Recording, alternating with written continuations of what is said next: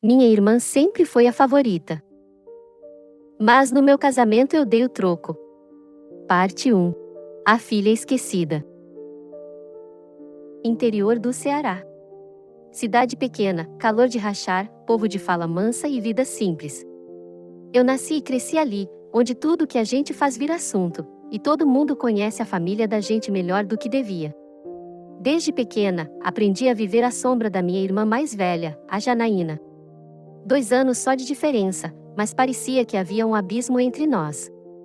Enquanto eu era só a Maria Clara, filha número 2, a Janaína era a princesa da casa. Sempre mimada, elogiada, bajulada. Minha mãe dizia: a Janaína é especial. A gente demorou demais para conseguir engravidar dela. Foi uma bênção de Deus. A verdade? Eu fui um acidente. E isso ficou claro desde cedo. Quando a Janaína derrubava alguma coisa ou fazia birra na rua, era vista como sensível. Mas se eu chorava porque ela quebrou meu brinquedo, era drama. Manha. Frescura. Teve aniversário meu que o bolo era de chocolate branco com morango, só porque era o preferido dela. Eu odiava morango. Se reclamava, minha mãe logo cortava. Deixa de ser ingrata, menina. Quem fez foi sua irmã. Na hora de comprar roupa, ela ganhava peças novas. Eu ficava com as roupas velhas dela, que nem serviam direito. E os passeios? Quando muito, a gente ia para casa de alguma tia numa cidade vizinha. Mas, se era minha vez de escolher o destino, a viagem era cancelada ou acabava indo para onde a Janaína queria. Tudo, absolutamente tudo, girava em torno dela. Quando entramos na adolescência, a coisa só piorou. Ela ficou amarga. Venenosa. No colégio, até tinha amizades no começo, mas foi perdendo todas. Nunca soube se era por inveja, arrogância, falsidade, talvez um pouco de cada. O fato é, ela ficou sozinha. E aí, começou a me usar como saco de pancada. Passou a inventar coisas sobre mim. A Maria Clara anda de papo com uns meninos perigosos. Aquela amiga dela roubou minha blusa. Ouvi ela falando mal de vocês. E meus pais? Acreditavam nela, sempre. A punição vinha rápida, castigo, grito, olho virado, sermão. Cheguei a ser proibida de sair com amigas, por quê? Se sua irmã não tem amiga, você também não precisa ter. A desculpa era sempre a mesma. Ela é mais reservada. Tu é que é desmiolada. Mas a verdade é que eu era só uma menina querendo respirar. Minha única salvação eram meus primos. A família do meu pai era grande, espalhada pelas redondezas. E meus primos, mesmo sendo mais velhos ou mais novos, sempre foram legais comigo. Me incluíam nas brincadeiras, nas festinhas, nas vaquejadas. Foi assim que minha sanidade se manteve viva por um tempo. Teve uma vez que nunca vou esquecer. Numa reunião de família, me perguntaram por que eu nunca aparecia nas festas, aniversários, encontros. Eu, com uns 12 anos, respondi na inocência. Porque eu não posso ter amiga. Minha irmã não tem, então eu também não posso. Na hora, todo mundo calou. Fizeram cara de paisagem. Mas a fofoca correu. Dias depois, escuto minha mãe. Tu foi dizer essas mentiras na frente do povo, foi? Quer manchar o nome da família? Resultado, castigo de 1 mês. Sem sair. Sem celular. Sem TV. Mas, no fundo, valeu a pena. Depois daquilo, os olhares dos tios e primos começaram a pesar sobre meus pais. E, de alguma forma, isso me deu um pouco de liberdade. Pouca coisa. Mas já era alguma coisa. Foi aí que a Janaína decidiu trocar de escola. Disse que não aguentava o clima, que estava sendo perseguida. Meu pai se apertou financeiramente, mas atendeu o pedido dela na hora. E claro, a nova escola era particular. Coisa que nunca nem cogitaram para mim. Lá, ela até arranjou novas amizades. Mas se afastar de mim? Nunca mais. Agora, ela parecia tirar prazer em me controlar, me humilhar, me apagar. Começou a levar essas amigas para casa, só para me provocar na frente delas. Uma vez, uma delas me chamou de empregadinha, porque eu estava varrendo a calçada. Minha mãe ouviu e riu. Achou engraçado. Eu nunca levei amiga para casa. Tinha vergonha. Meus pais não sabiam receber ninguém, e eu sabia que qualquer menina que eu levasse seria acusada de roubo ou maltratada pela minha irmã. Melhor me proteger do que correr o risco. Quando fiz 15 anos, achei que finalmente teria minha chance de brilhar. Mas não teve festa. Segundo minha mãe, estava apertado. 2 meses depois, fizeram um festão de aniversário para Janaína. Bolo de 3 andares. Banda. Tudo. Acho que foi ali que eu entendi, de vez. Se eu quisesse alguma coisa na vida, ia ter que ser sozinha. E eu comecei a guardar isso no peito. Aos poucos, sem querer, nasceu em mim uma sede de justiça. Uma vontade de, um dia, colocar tudo no lugar. Mostrar que eu também valia algo. Mostrar que eu não era só a sombra da queridinha. E essa oportunidade ainda ia chegar. Parte 2. O plano começa. Depois da adolescência, minha vida seguiu do jeito que dava. Estudar, ajudar em casa, trabalhar onde aparecia. Meus pais já nem sabiam minhas notas. Nunca perguntavam. Mas se a Janaína tirava um 7, era quase feriado nacional. Quando ela passou num curso qualquer numa faculdade particular em Fortaleza, foi como se tivesse sido aceita em Harvard. Meu pai fez churrasco, minha mãe encomendou banner com foto dela segurando o papel da matrícula. Disseram que iam bancar tudo, mensalidade, aluguel, ônibus, comida, até salão de beleza. 1 mês depois, ela estava de volta. Disse que não se adaptou, que era muita pressão, que o ambiente não favorecia. Ninguém comentava o assunto. Era proibido mencionar que a queridinha da casa tinha largado o curso. Voltou a morar com nossos pais sem pagar um centavo. E pior, conseguiu emprego no cartório onde minha mãe trabalha. Indicação direta, sem processo seletivo, sem esforço nenhum. Enquanto isso, eu terminava o ensino médio com notas boas. Quando falei que queria prestar vestibular, minha mãe foi direta. Olha, Maria Clara, a gente já tá pagando os estudos da sua irmã. Tá apertado. Melhor você arrumar um emprego. Quando ela terminar, a gente vê o que dá pra fazer. E ainda completou. Se quiser continuar morando aqui, vai ter que ajudar nas contas. Luz, água e comida não se pagam sozinhos. Ouvi tudo calada. Por dentro, parecia que minha alma queria sair correndo. Mas meu rosto não demonstrou nada. Eu já esperava. Só disse: tá certo. Eu entendo. Obrigada. Não chorei. Não discuti. Foi ali que algo em mim virou chave. Decidi que não ia mais esperar nada de ninguém. Comecei a estudar sozinha. Pegava a apostila emprestada com os vizinhos, via aula em vídeo na lan house da esquina. Trabalhava como babá durante o dia, lavava roupa à noite e estudava de madrugada. E um dia, a resposta chegou. Passei numa faculdade pública. Administração. Bolsa integral. Moradia estudantil garantida. Não era o curso dos sonhos, mas era o que eu precisava, liberdade. No mesmo dia em que recebi a notícia, fiz questão de postar no grupo da família.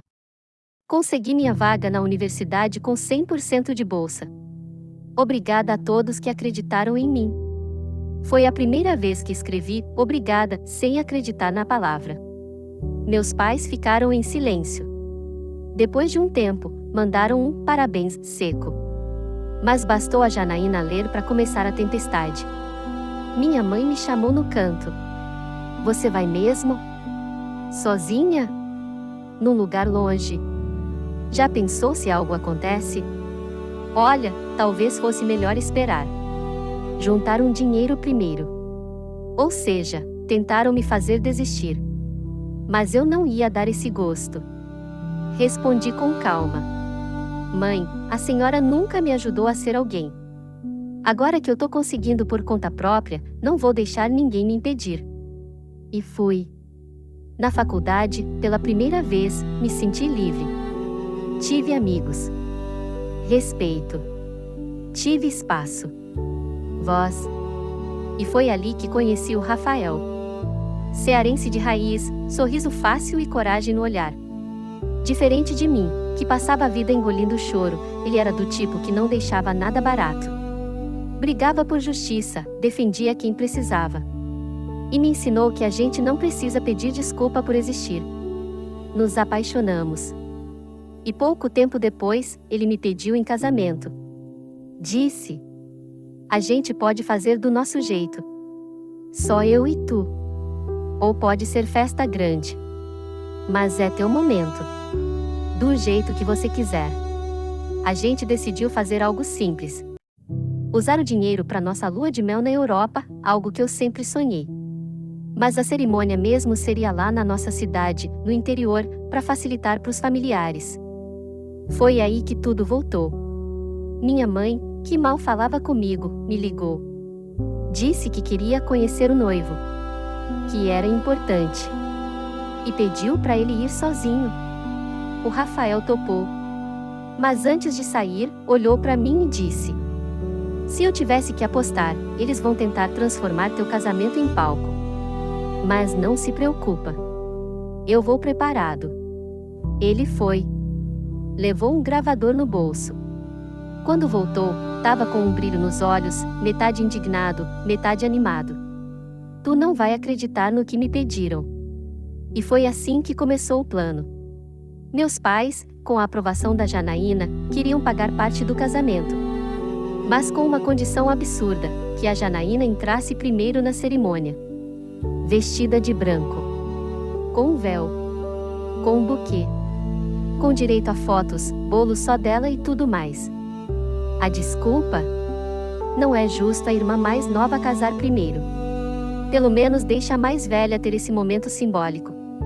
Eu fiquei paralisada. Mas o Rafael, com aquele sorriso malandro dele, já estava 2 passos à frente. A gente vai deixar eles acharem que venceram, e no fim, quem vai brilhar é você. E foi ali, naquela noite, que o plano começou a ser traçado. Parte 3. O grande dia. A ideia de deixar minha irmã entrar no meu casamento vestida de noiva era tão absurda que, no começo, eu achei que era piada.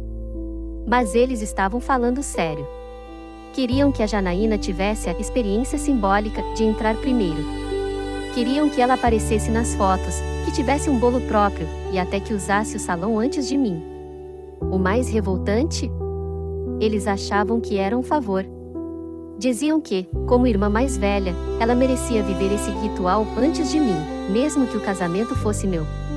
Mas o Rafael teve sangue frio. Ele foi lá, olhou nos olhos deles e disse que ia pensar. Que entendia o lado deles. Que talvez eu ficasse constrangida, mas que ele tentaria me convencer. Eles caíram direitinho. Minha irmã, então, começou a planejar sua entrada simbólica. Escolheu vestido. Mandou fazer buquê. Encomendou maquiagem. Tava em êxtase. Como se o casamento fosse dela. E meus pais? Felizes. Pagando tudo. Acreditando que estavam no controle. Mas eles não sabiam que o jogo tinha virado. Eu e Rafael elaboramos tudo com cuidado. Conversamos com a equipe do buffet, da decoração, do som. E, principalmente, contratamos um segurança discreto, que ficaria na porta da cerimônia. Ele receberia os convidados com uma prancheta, fingindo ser apenas alguém da organização. Mas a função dele era uma só: não deixar minha irmã entrar. No dia anterior ao casamento, tudo estava pronto. Vestido separado. Flores entregues. Lista de convidados fechada. Segurança instruído. Mas os 3, minha mãe, meu pai e minha irmã, ainda achavam que estavam enganando a boba da Maria Clara. O plano deles era simples: durante o início da cerimônia, fariam com que a Janaína entrasse primeiro, de branco. Ela passaria pelo corredor como se fosse a noiva, com todos olhando, tirando foto, e depois sairia discretamente para que eu, a irmã mais nova, pudesse entrar. Era a estratégia perfeita, se a noiva não soubesse de nada. Mas eu sabia. E foi exatamente por isso que, no dia seguinte, o jogo virou de vez. O salão estava cheio. Os convidados sentados. A banda posicionada. O clima de expectativa no ar. Meu pai andava de um lado para o outro, fingindo tranquilidade. Minha mãe sorria nervosa. A Janaína ainda não tinha chegado, o plano era ela aparecer de última hora, bem na hora da minha entrada. Mas o segurança já estava posicionado. E eu, do lado de dentro, com meu vestido leve e branco, estava pronta. Mais do que isso, preparada. A música começou a tocar. Os padrinhos entraram. As daminhas passaram. Quando a marcha nupcial começou, eu entrei. Com o pai do Rafael segurando meu braço, caminhei firme pelo corredor. Lá na frente, ele me esperava com um sorriso que me desmontava. No fundo do salão, meu pai travou. Olhou para a entrada, esperando a Janaína. Mas ela estava do lado de fora. A essa altura, o segurança já tinha barrado ela na porta.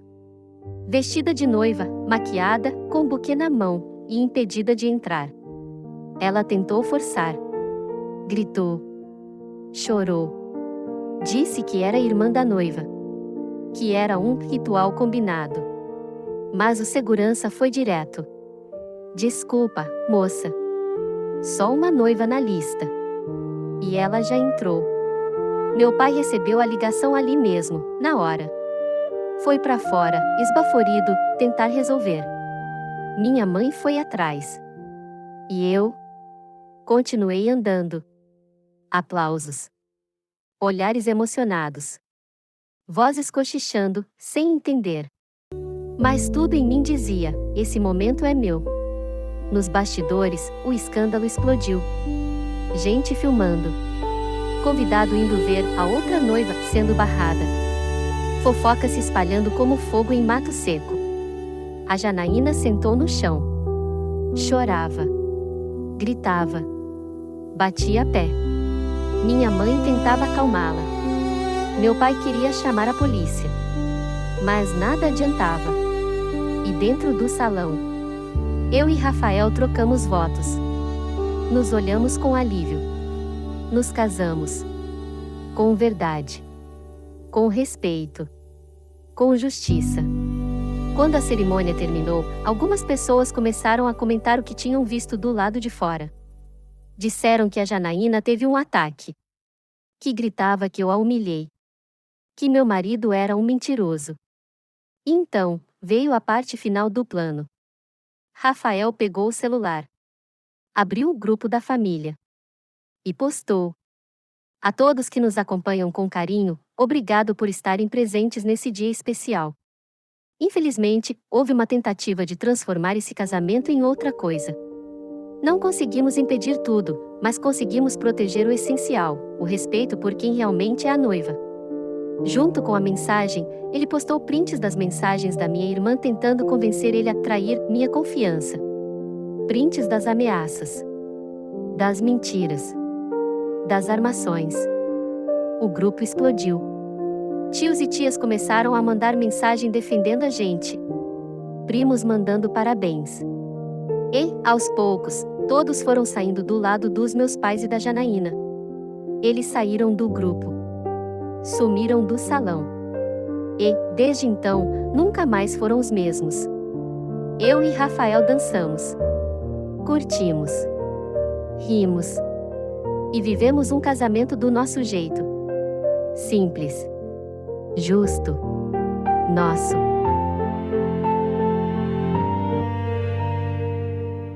Parte 4. O depois. A cerimônia acabou. A festa seguiu linda. Muita comida, música boa, gente rindo à toa. Mas o assunto não era o casamento. Era o escândalo. Enquanto eu dançava, abraçava convidados e cortava o bolo, muita gente ia até a porta a ver com os próprios olhos a cena da Janaína barrada. Uns diziam que ela estava sentada no chão, chorando feito criança. Outros diziam que minha mãe ameaçou bater no segurança. Meu pai ligava para tudo quanto era parente, tentando explicar. Mas não havia mais o que explicar. Ali, naquele momento, todo mundo viu a verdade com os próprios olhos. Minha irmã tentou roubar meu casamento. E falhou. Meus pais permitiram isso. E foram expostos. No fim da festa, voltamos pro hotel onde íamos passar a noite antes da viagem de lua de mel. Mas nem deu tempo de relaxar. O celular começou a pipocar de notificações. Chamadas perdidas da minha mãe. Mensagens da minha irmã. Áudios do meu pai. Todos cheios de raiva. A Janaína me mandou um texto imenso.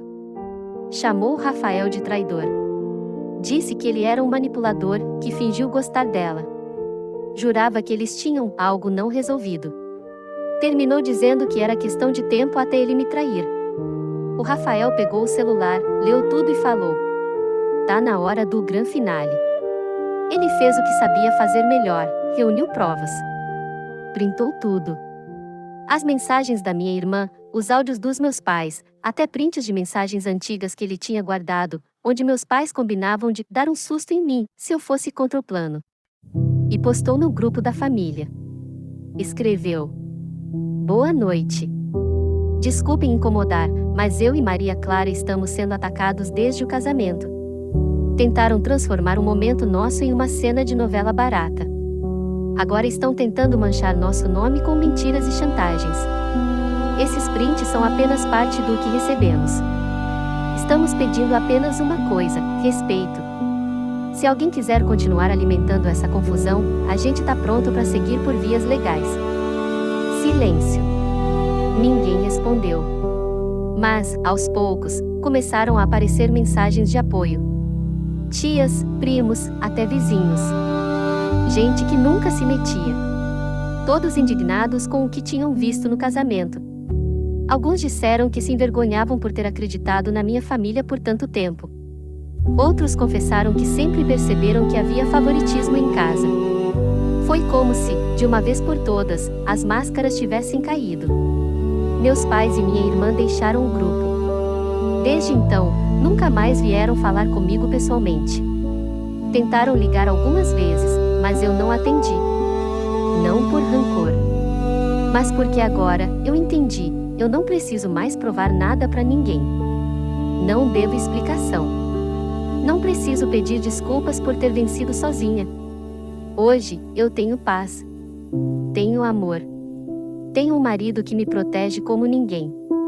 E tenho algo que eles tentaram tirar de mim desde pequena: dignidade. Se você já foi a filha esquecida, o filho ignorado, o parente invisível, saiba de uma coisa: você também pode dar a volta por cima. Só não deixe que te convençam do contrário. Eles tentaram me apagar a vida toda. Mas no fim, quem brilhou fui eu.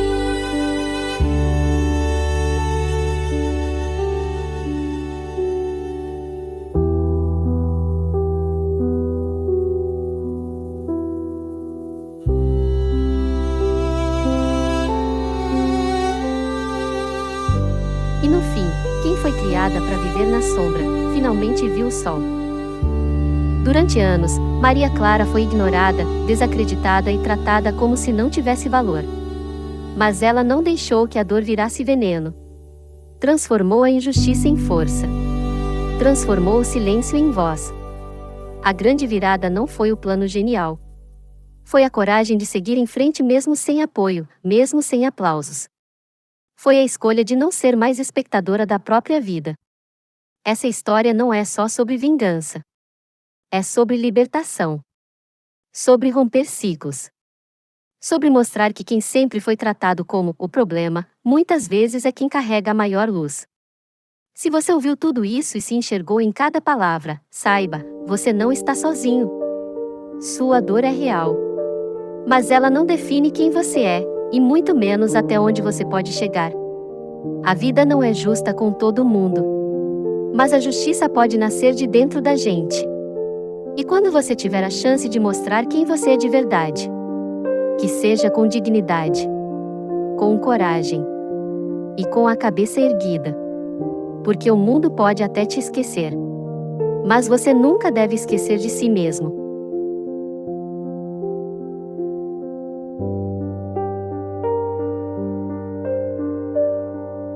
Se essa história tocou o seu coração e você se sentiu compreendido ou viu alguém que você conhece aqui, não esquece de deixar o seu like.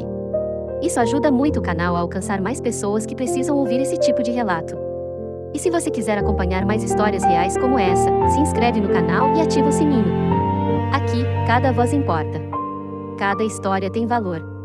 E você nunca vai estar sozinho. Obrigado por ouvir até o fim. A gente se encontra no próximo vídeo.